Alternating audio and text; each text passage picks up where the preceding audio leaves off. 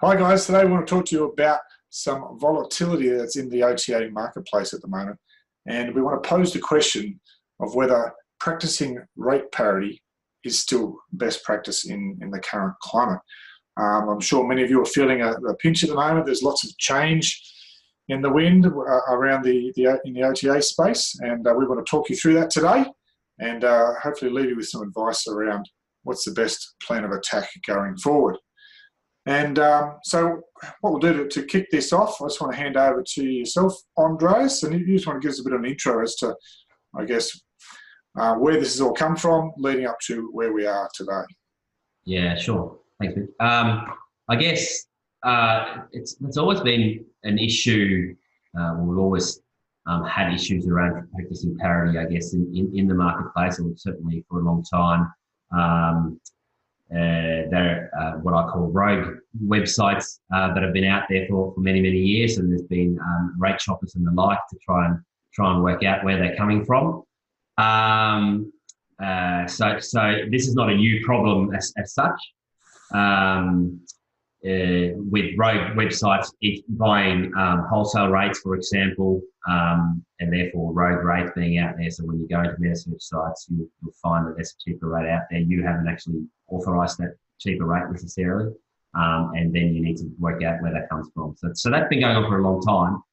I guess what's changed recently, and we're talking quite within the last few weeks, is that the big players have joined the party, so to speak. The big players being Expedia on one end and Booking.com or Priceline at the other end, where they sort of, I guess, have started playing in that space as well. Yeah, cool. And so we're seeing some clients at the moment, aren't we, that are getting tangled up in this ever more complicated web of OTAs and price wars, so to speak. Yeah. And what I thought we might actually do, I'll just quickly share my screen and see if we can replicate an example of this first of all. So let me just open up a browser here.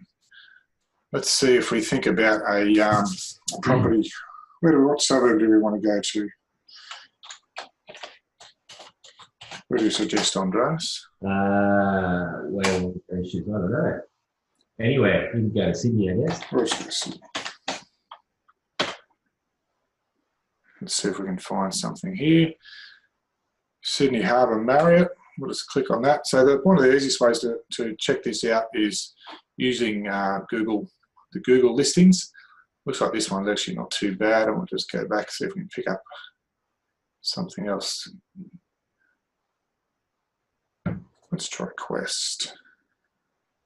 All right, so we've got a bit of variety here. So if we look here, we've got rates bouncing from 244 down to 194, 227, 269, 209.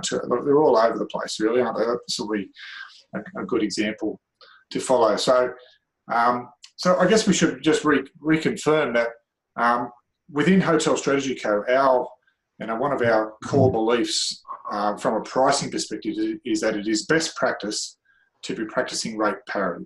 And by rate parity, we mean having the same rates available on all of your channels. We believe this because it builds trust in the marketplace, and it's actually been proven time and time again that it actually does increase your bookings overall. I think if we take some stats from a company like Triptease, they talk about the practice of rate parity increases your overall bookings by around 30%. So this has been the position that many in the marketplace take. We certainly strongly believe in that. And I guess that what's happening at the moment is with such volatility where it's becoming really difficult to control your own parity, even if you're trying to, it's coming under fire with recent changes that should we still be practicing rate parity? That's the question we're posing today. So what am I doing, Andreas? I might just throw back to you now. And if we start off with, we've identified three key changes that have happened just in the last few weeks. And the first one being that there's a recent Expedia announcement, which I'm assuming most of you would have got that announcement. And we might touch on that first and foremost. Andreas, you want to lead that? Yeah, sure. So Expedia announced a couple of weeks ago, I guess now, that I guess that they won't impose any sanctions on hotels that don't offer price parity to them. So effectively it's saying they're not going to penalise you by way, or contractually, by if you're not offering them the best rate. But I guess the flip side of that, which has more of an impact, I guess, on the hoteliers than some hoteliers might realise, is that it goes both ways. So they're effectively saying that they therefore have the right to do whatever they want with the rates as well. So they have the right to undercut should they want to. We probably haven't seen that as much of an issue. The problem is that even though they say they're not penalising you, they are actually by way of how the algorithm works, it does impact your listing in terms of the search order. And it also can penalise your what's called your price quality score. So if they actually do their rate shopping and end up finding cheaper rates elsewhere, then even though they're saying that contractually they're not penalising you, they actually do. It does impact your quality score, and if your price quality drops, that means that your ranking on the search order will drop as well. Yeah, and a practical example of that is a client of ours currently that's, probably the prominent product in the marketplace. The best quality product, the most prominent provider that's been there for a long time. Their ranking within Expedia was it 18th the other day, Andreas? In a regional marketplace, so they're way down the search results. So that was not the result we really want for those guys there. So the second major change, Andreas, is a thing called Booking.Basic, which maybe not as many of us are familiar with this. Do you want to talk us through Booking.Basic? Yes, I guess Booking.Basic is Booking.com practicing what these rogue websites have been doing for a long time, and that's sourcing inventory not from the extranet, but from wholesalers that are out there. So obviously, a lot of hotels in many locations will contract wholesale rates out for the purpose of these rates being bundled up with other products like flights, and therefore these wholesale rates are discounted, but they're not obviously official rates. But what Booking.com have started doing, and what these rogue websites have done for a long time, is purchasing these rates, not bundling it up with anything else, and then marking it up by less than the amount that we expect them to be marked up by, and therefore undercutting other rates out there. Yeah. And then there's an extension to this as well, and this is the third thing that's occurring, and has only just started happening in current weeks, is the practice by Booking.com of undercutting your rates that you do distribute from your extranet through your channel manager.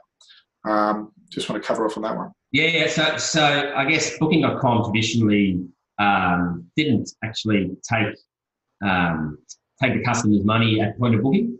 So customers would pay at either check-in or check-out directly with the hotel. But in the last few years, they've I guess given the customer an option of prepaying through a virtual credit card or a VCC.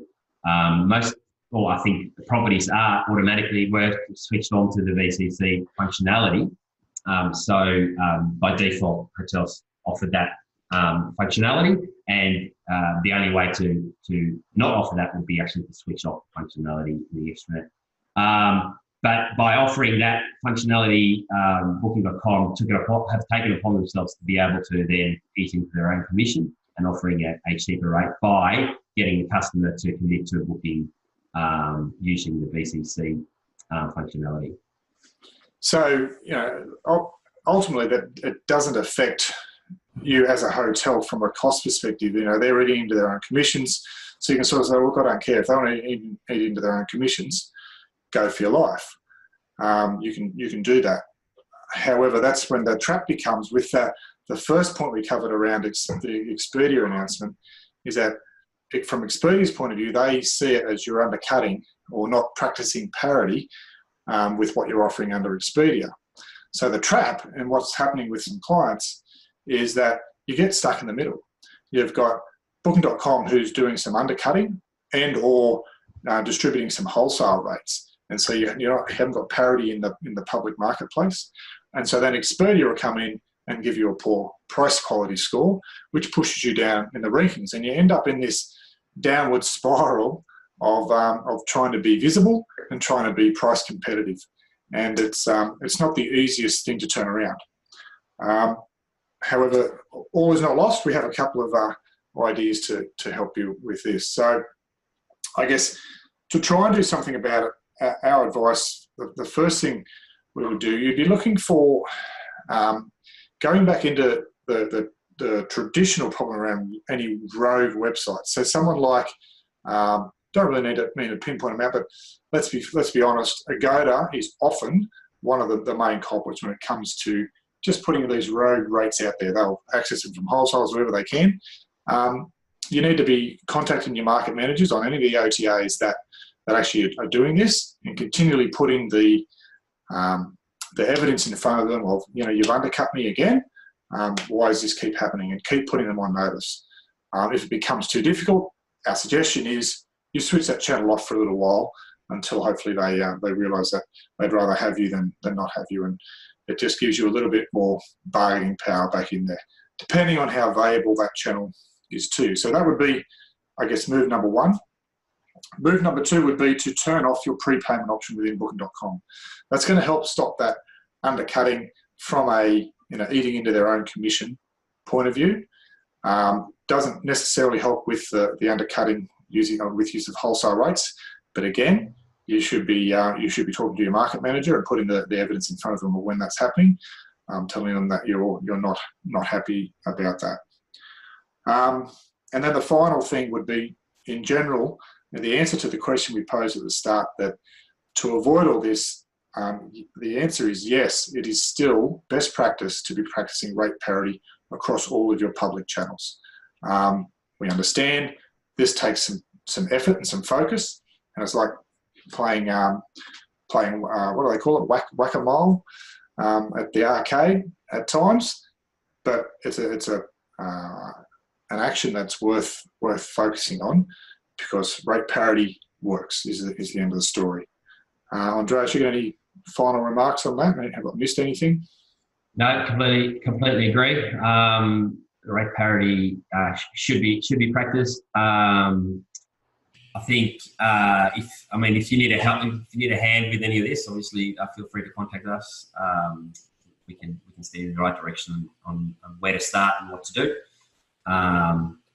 It's an ongoing problem. It's like painting the Harbour Bridge, I guess. Yeah, it is. And look, if anyone's got any other fantastic ideas or means they've come across them and ways to manage the rate parity nightmare that's out there, we'd be keen to hear from you. So depending on where you're seeing it, if there's an opportunity to put some comments in, please do so. Shoot us an email, give us a call. Happy to have a chat and work through it. But other than that, all the best with your rate parity issues, and let's keep aiming for that perfection of parity.